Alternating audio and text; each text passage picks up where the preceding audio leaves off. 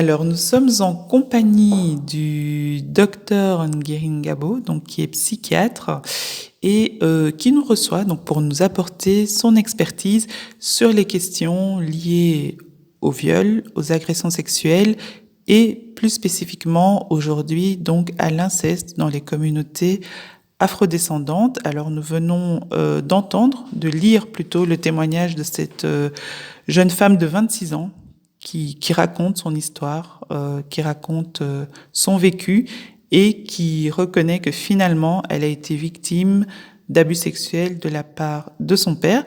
Alors, avant d'entrer dans le vif du sujet, docteur, est-ce que vous pouvez nous donner une distinction entre le métier et la formation de psychiatre et celle de psychologue? Parce que est-ce que ça va faire une différence dans les réponses que vous allez nous donner? Oui, effectivement, puisque un psychiatre, c'est un médecin qui se spécialise dans la médecine psychiatrique, alors qu'un psychologue fait un parcours de formation de psychologie et par après peut ou pas faire une formation de psychothérapeute, parce que tous les psychologues ne sont pas psychothérapeutes non plus. Idem pour les psychiatres aussi, tous les psychiatres ne sont pas psychothérapeutes. Il y en a qui le sont, d'autres qui ne le sont pas. Mais la différence principale, c'est le fait que le psychiatre est un médecin et que le psychologue n'est pas médecin. Et dans les deux cas, les deux praticiens peuvent recevoir des victimes d'inceste, de viol, d'agression et d'abus sexuels, ou bien est-ce qu'on dirigera plutôt vers un psychiatre ou vers un psychologue? En général, dans un premier temps, les intervenants dirigent les victimes vers les psychologues. Et les psychologues peuvent, en fonction de la gravité des symptômes, orienter la victime à aller voir un psychiatre. Mais ça peut être l'inverse aussi. Il y a des personnes qui voient les psychiatres dans un premier temps et alors c'est le psychiatre qui les oriente dans un deuxième temps chez les psychologues. D'accord, très bien. Merci beaucoup pour ces précisions. Alors aujourd'hui, donc dans l'émission, nous parlons d'une thématique assez dure qui est l'inceste. Est-ce que et en quoi on différencie le viol de l'inceste? Bon, les, les limites ne sont pas faciles à déterminer, mais l'inceste, moi je dirais que c'est un acte sexuel qui se fait par un membre de la famille sur un membre de la même famille. Mais la famille peut être nucléaire ou élargie. Il y a des cousines et des cousins. Je pense qu'on reste toujours dans le cadre incestueux. Mais le viol peut aussi se faire dans le cadre d'un inceste aussi. Donc, moi, je dirais que c'est au cas par cas. C'est au cas par cas, mais un viol peut être un inceste ou pas. D'accord. Oui. Et un inceste n'est pas spécifiquement un viol. Exact. Oui. D'accord. Parce on peut même, il y a même des situations qui sont très fréquentes où on parlait de consentement. Et donc, le consentement n'empêche que ce soit un inceste. C'est ça. Ok, donc s'il y a un consentement, ça peut quand même être un inceste. Exact. Ok, donc c'est une précision de taille. Alors, toujours pour contextualiser l'échange qu'on va avoir dans quelques instants, vous parliez justement de la notion de consentement et de la notion justement de plaisir. Il y a beaucoup dans les lectures à propos de l'inceste, cette notion parfois par les auteurs qui disent oui, mais il ou elle a pris du plaisir. En tant que professionnel de la santé, est-ce que vous pouvez nous expliquer en quelques mots ce mécanisme de plaisir qui peut aussi être un mécanisme de défense en fait pour la victime? Mais je pense que ça dépend du contexte, hein, parce que je pense que dans des situations d'inceste, il peut y avoir effectivement un plaisir, puisque ça peut être même dans un cadre consenti par la victime. Mais donc, ça peut expliquer qu'il y ait un plaisir. Mais dire qu'il y a un viol et qu'il y a un plaisir là-dessus, moi, je nuancerais ça quand même. Dans le cadre d'un viol, c'est difficile d'évoquer un plaisir, mais dans le cadre plus d'un inceste, avec consentement, puisque sans consentement, là, on est dans un viol catégorique, là, il peut y avoir un plaisir. Mais ça n'empêche effectivement que plus tard, la victime évoque cette souffrance, c'est le fait que ce soit une agression sexuelle. Moi, je pense que oui, plaisir, oui, mais encore une fois, c'est au cas par cas. Mais le plaisir n'est pas un mécanisme, juste quelque chose de mécanique qui est déclenché parce que on touche ou on appuie sur des zones particulièrement érogènes qui suscitent du plaisir, mais qui n'est pas spécialement volontaire de la part de la personne. Et oui, c'est là que je dis qu'il faut nuancer, parce que est-ce qu'à ce moment-là, on va parler d'un plaisir ou bien on va parler plutôt d'une réaction physiologique de sensation de plaisir. Moi, je dirais que c'est plutôt de la physiologie à ce moment-là, du système de plaisir sexuel qui est excité, qui s'exprime. Est-ce que ça serait un plaisir à ce moment-là senti par la victime? Là, je ne sais pas. Ça dépend de l'expression de la victime. C'est la victime qui pourrait parler ou évoquer un plaisir éventuellement. Mais dans ce cas-là, en tout cas, il faut déculpabiliser la victime sur les réactions qu'elle pourrait avoir. Puisque ça peut être indépendant de sa volonté, le fait de sentir ce plaisir. Merci beaucoup, docteur. Alors, on poursuit. Donc, maintenant, vraiment par rapport à ce témoignage qui regroupe beaucoup de caractéristiques. Donc, déjà, la libération de la parole qui devient de plus en plus grande avec les mouvements. Il y a eu Balance ton porc, MeToo, maintenant Balance ton Willy, et il y en a d'autres. Ce témoignage traduit aussi, et là je fais vraiment un focus sur les communautés afrodescendantes, le rapport de force et la dimension en fait affective, donc qui peut y avoir entre un parent et son enfant. Et puis en filigrane le silence donc de la mère, puisque on ne comprend en tout cas à aucun moment que la mère a pu se douter, ou en tout cas même si elle s'en doutait, a pu réagir à la situation.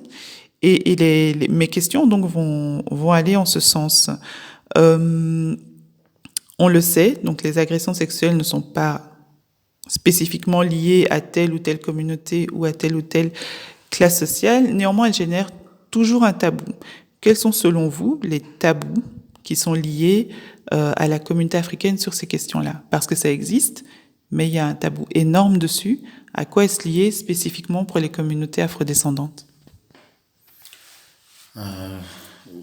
Moi, je pense que le silence ou le fait de taboutiser, si je peux dire, ce type d'acte est lié surtout à la valeur, aux valeurs transmises au niveau éducationnel de l'image ou de l'intégrité familiale face aux yeux des autres. Donc le jugement des actes, je dirais individuels ou personnels dans nos communautés a tendance à les familialiser, c'est-à-dire l'acte, le geste n'est pas, n'est pas fait par l'individu, mais plutôt par toute la famille. Et donc, la seule façon, effectivement, de réduire au silence les victimes, c'est de se dire, mais oui, si vous le dites, c'est toute la famille qui a fait cet inceste, et c'est toute la famille qui t'a violé, c'est maman, c'est papa, c'est ta cousine, c'est ta tante qui t'a violé. Alors que finalement, il n'y a qu'une personne qui est auteur de ce type de crime. Donc moi je dirais que c'est la communautarisation du crime, voilà, au niveau de la responsabilité, voilà, une responsabilité collective, alors que finalement devrait être personnelle.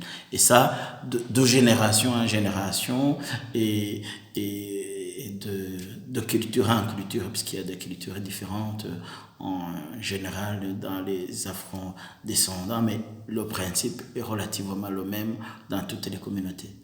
Et donc, sachant cela, les auteurs peuvent aussi se déculpabiliser quelque part, se dédouaner et se déresponsabiliser, puisque ça devient maintenant la faute de la communauté et non plus d'un individu. Donc, ça maintient le système en place. Exact, oui. Donc, ça, c'est un système, c'est un principe qu'il faut rompre pour notamment aider les victimes, puisque là, finalement, c'est le bien-être familial ou collectif qui est mis en avant au dépens du bien-être personnel de la victime. Et ça, effectivement, c'est pas acceptable. Est-ce qu'on peut dire que c'est un critère typiquement afro ou c'est juste un critère typiquement par rapport à des communautés, des castes ou des familles? Je pense que c'est par communauté. Je ne pourrais pas dire que ce soit spécifique aux Africains, même aux Occidentaux ou aux Européens. Il y a des cas qui se présentent comme ça.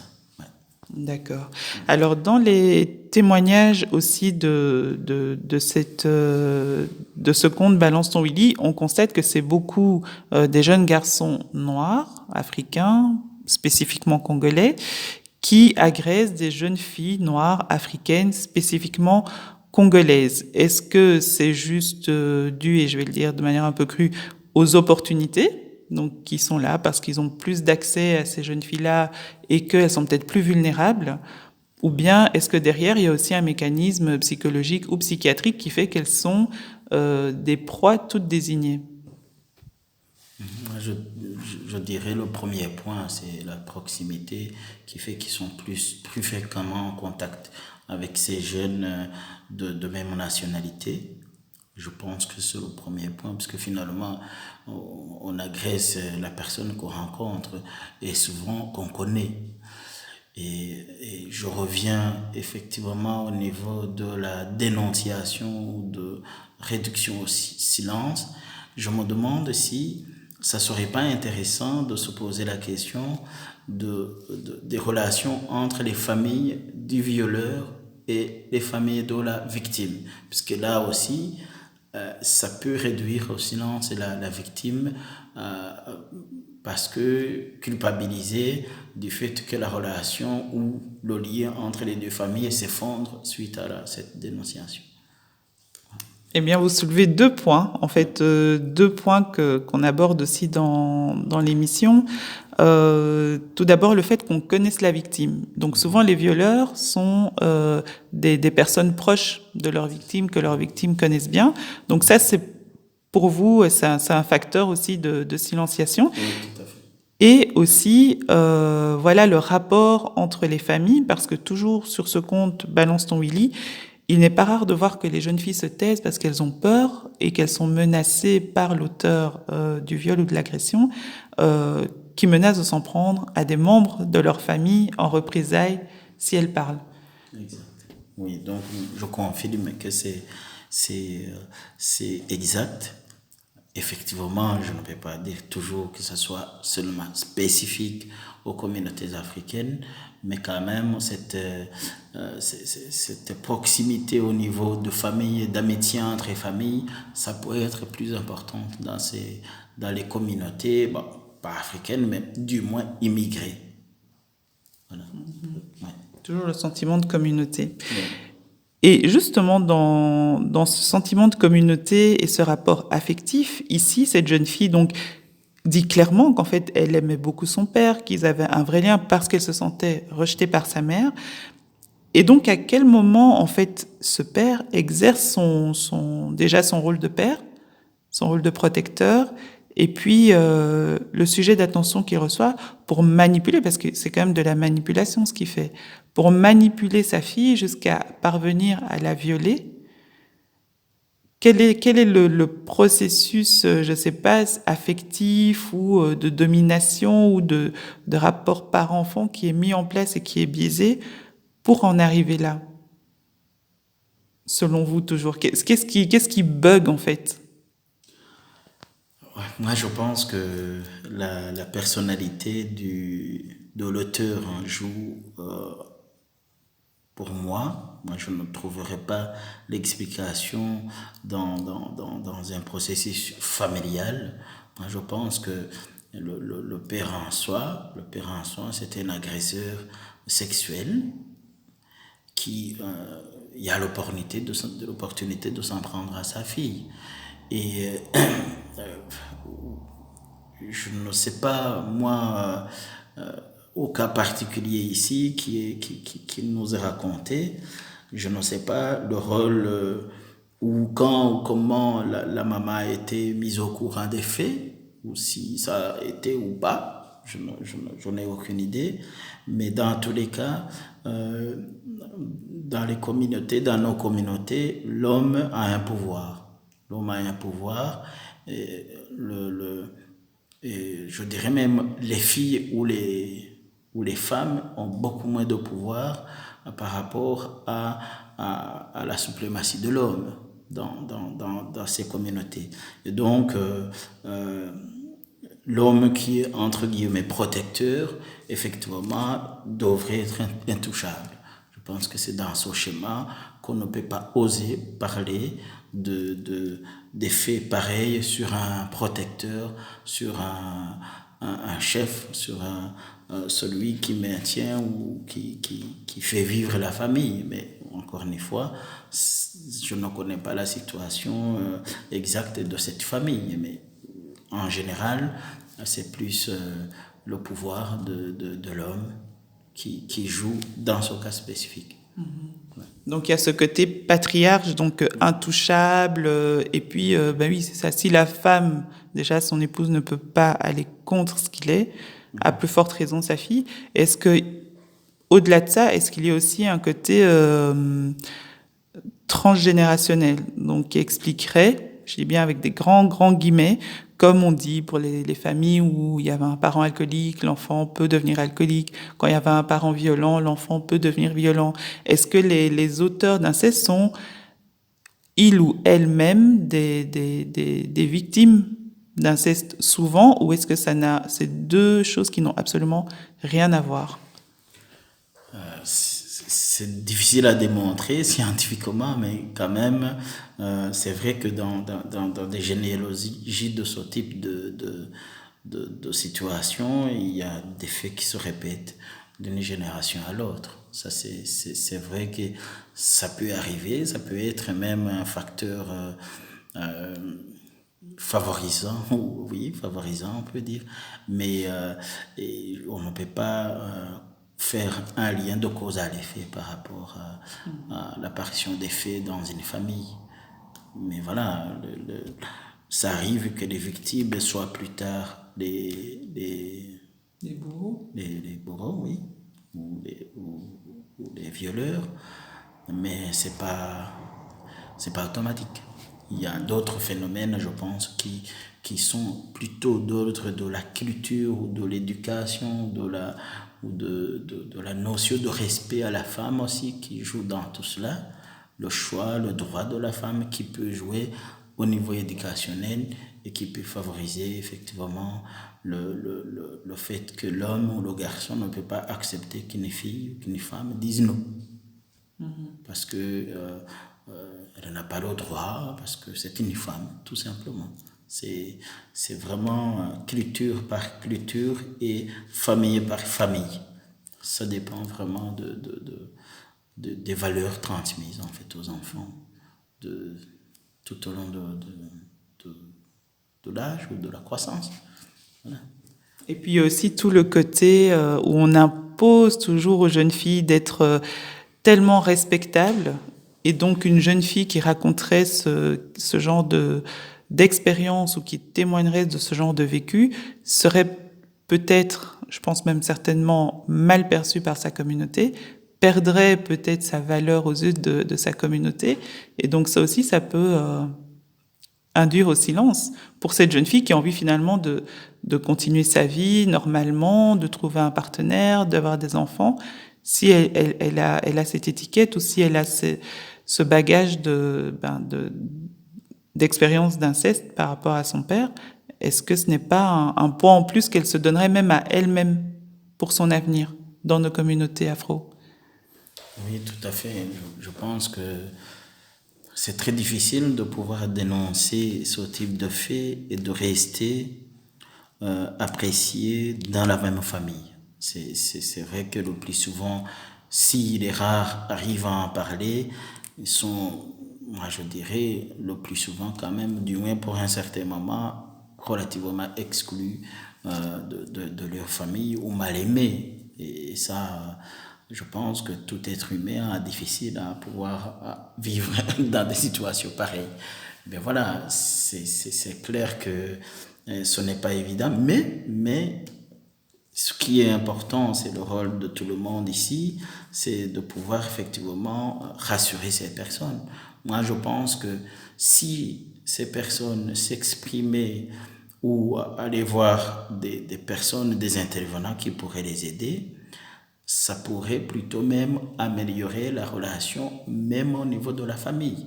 Mais c'est une vision tout simplement biaisée. Je pense que la prise en charge, sans parler des plaintes, puisque on a aussi tendance dans nos communautés à confondre aller voir un psy, c'est aller porter plainte. Ça n'a rien à voir. Ça n'a rien à voir. On peut être aidé par un psy, par un psychologue ou un psychothérapeute, sans nécessairement entrer dans un processus de plainte. Parce que le but, c'est le bien-être de la personne victime. Le fait de porter plainte, c'est un autre processus qui peut se travailler aussi en thérapie, voir éventuellement la nécessité ou pas, ou l'avantage ou l'inconvénient d'aller porter plainte. Mais voilà, c'est vraiment important que l'on comprenne que le fait d'exprimer ce type de fait, non seulement ça protège la victime, mais aussi, surtout, ça va protéger les éventuelles futures victimes.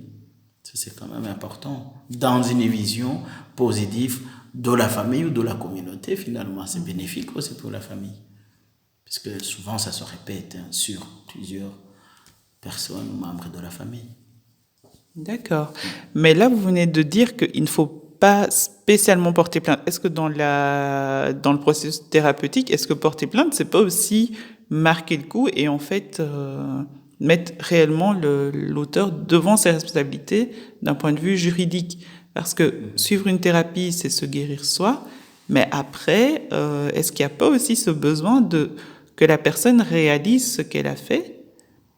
Oui, tout Et à fait. cela passe par un dépôt de plainte. Oui, je suis d'accord avec vous, mais effectivement, on est dans des considérations qui sont d'ordre culturel et familial. Donc, il y a plusieurs éléments qui peuvent faire que la personne qui portait plainte n'en tirait pas nécessairement bénéfice. Donc, ou la famille elle-même n'en tire pas nécessairement bénéfice. Donc, mais en gros, pour l'intérêt de la société, de la communauté, en gros, l'auteur doit être jugé. Ça, c'est clair. Mais c'est vrai que les dégâts au niveau familial, au niveau des couples, au niveau des communautés sont là, mais ça dépend de quel côté on se place. Ouais. Tout à fait. Alors, docteur, vous disiez tout à l'heure que vous ne saviez pas, et d'ailleurs, c'est pas mentionné dans le témoignage, si la mère était au courant, si elle a réagi, si elle n'a pas réagi. Mais il y a aussi des témoignages où les mères sont au courant, où les tantes sont au courant quand c'est un oncle qui est incestueux. Et là, je précise aussi qu'il y a aussi des garçons et des hommes qui sont victimes d'inceste par des tantes, des cousines, des sœurs, des mères.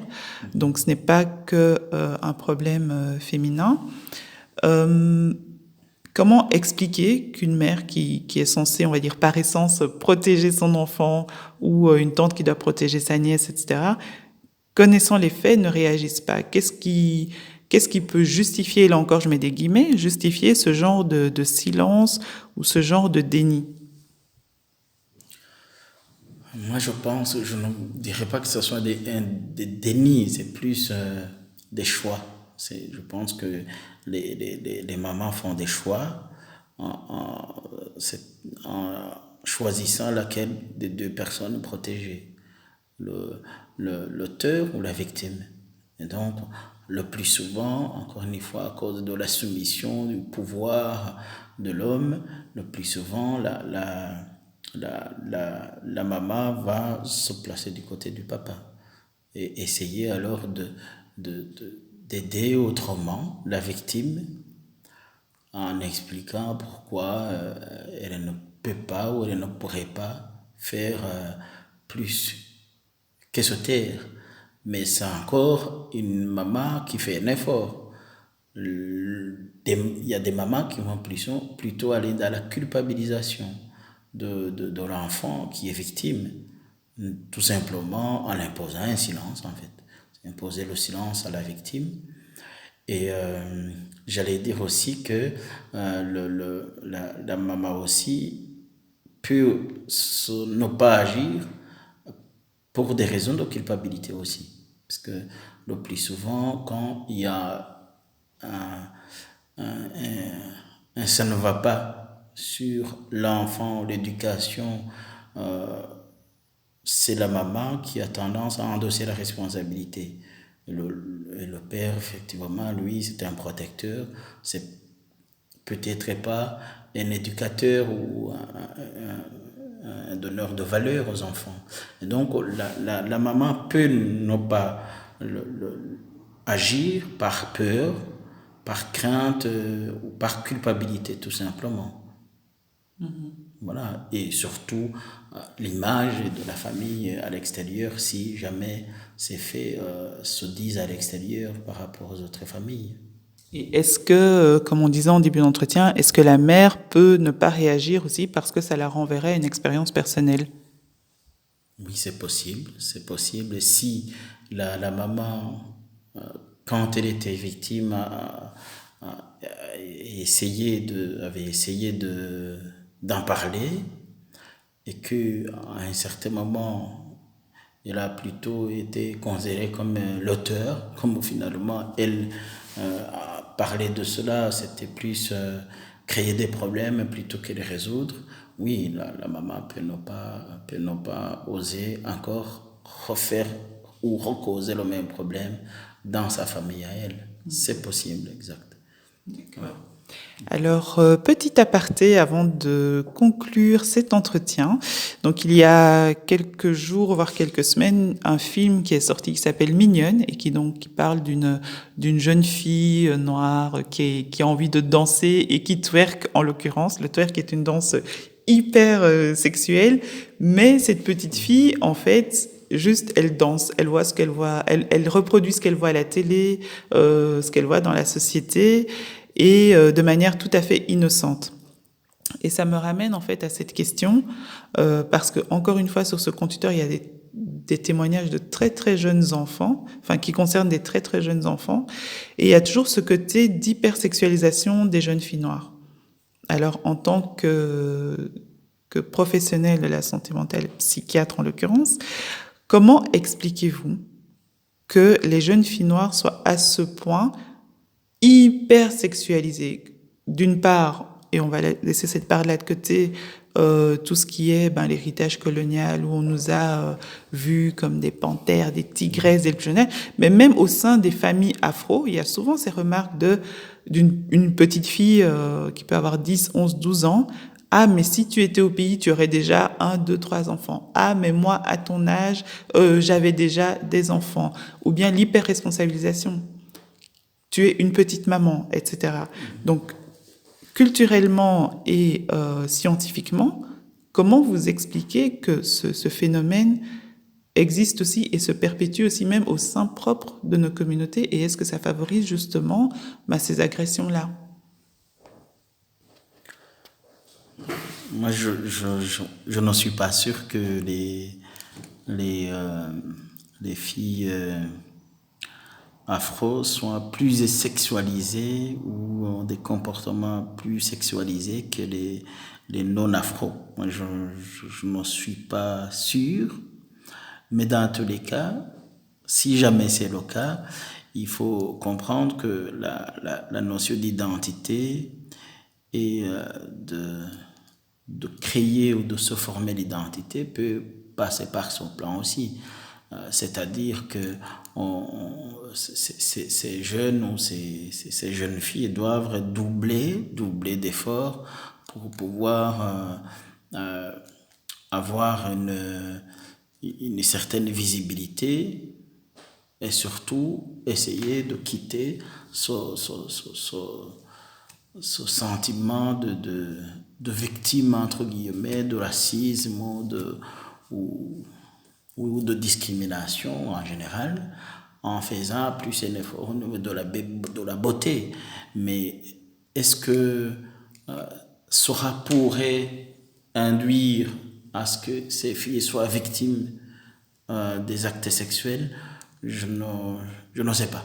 Mais je pense que la culture qui est dans les pays d'origine et celle où la culture et l'éducation, et celle qui est ici, il n'y a pas de grosse différence. Donc c'est vraiment par génération que les mentalités vont changer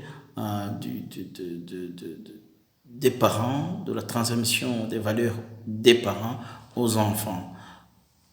Donc ça veut dire que un enfant, une fille qui est née d'un couple, par exemple, qui s'est connu et marié en Afrique, ne va pas avoir les mêmes valeurs qu'une fille qui est née d'un couple qui s'est connu ici et qui s'est marié ici. Évidemment, la première, la deuxième génération, les valeurs ne seront évidemment pas les mêmes. Et donc, il y a toute une série de facteurs qui peuvent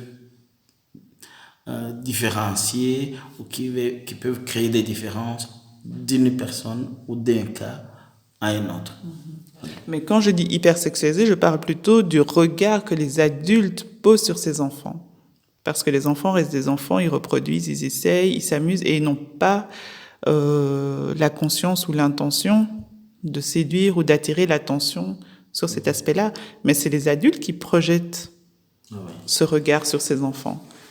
Et j'ai l'impression, et je pense que c'est même plus qu'une impression, que ce regard est d'autant plus dirigé vers les jeunes filles noires. Ouais, je pense que c'est possible qu'il y ait une explication d'ordre historique ou anthropologique.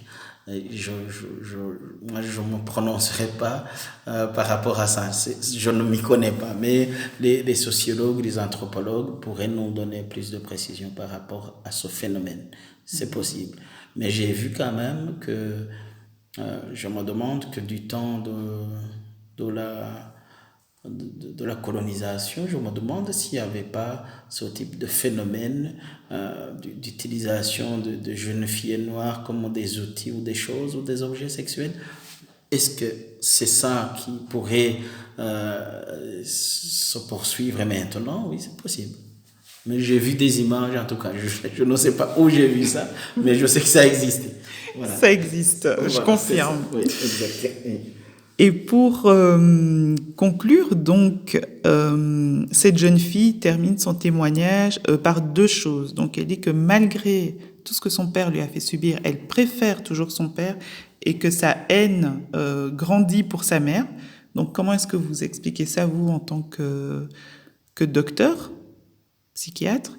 Et puis, elle termine en disant qu'elle n'en a jamais parlé, mais qu'elle est soulagée de pouvoir témoigner, donc anonymement. Et ça aussi, c'est une question qui peut interpeller, ça peut paraître contradictoire, de se confier comme ça à une foule d'inconnus, quand bien même ça reste anonyme, ça reste quand même une histoire assez douloureuse, et de ne pas pouvoir finalement en parler à un psychologue ou à un psychothérapeute ou à un psychiatre ou à une personne de confiance. Donc ces deux questions-là, comment ça se fait qu'elle préfère toujours son père à sa mère et qu'elle a plutôt de la haine en fait pour sa mère? Et deuxièmement, comment ça se fait qu'elle a une facilité à livrer son témoignage à des inconnus et pas à quelqu'un qui pourrait l'aider psychologiquement ou une ou un confident. Je commence par la deuxième question. Je pense que ce qui joue là-dessus, c'est une forme dans nos communautés, la stigmatisation des thérapeutes ou des psychologues, des psychiatres. Je pense que on a vraiment créé cette impression que le fait d'aller voir un psy, c'est un échec, c'est une honte, c'est ça détruit l'image même de la famille jusqu'à dire que c'est détruire l'image de la famille et surtout parentale, c'est-à-dire si un enfant ou une jeune fille va voir un psy, c'est que les parents ont failli. Moi, je pense qu'il y a quand même une grosse explication par rapport à ça. Alors, donc, c'est plutôt l'enfant aussi qui a grandi dans cette éducation, qui finalement, je pense, est convaincu que ça serait non seulement une honte pour elle, comme on a déjà répété, parce qu'on lui a répété, c'est sûr, plusieurs fois ça serait une honte pour elle, et surtout pour la famille. Donc, je pense que c'est une technique, enfin, je pense que on réduit au silence les victimes. Non seulement c'est pas fait par l'auteur, mais aussi par tout un système familial. Et voilà, c'est dommage, mais c'est un processus. Il faut vraiment de l'éducation, comme vous le faites, pour arriver à arrêter ce phénomène. La première question, c'était par rapport à comment l'affection est quand même gardée vis-à-vis de son père. C'est une forme d'aliénation ou de syndrome de Stockholm? Ça, oui, ça peut jouer aussi, mais le plus souvent, le syndrome de Stockholm, je pense que pourrait se construire quand ce sont des actes qui sont répétés plusieurs fois. Mais je ne sais pas si, mais effectivement, on ne peut pas savoir ce qui s'est passé exactement à cette fille, mais je pense que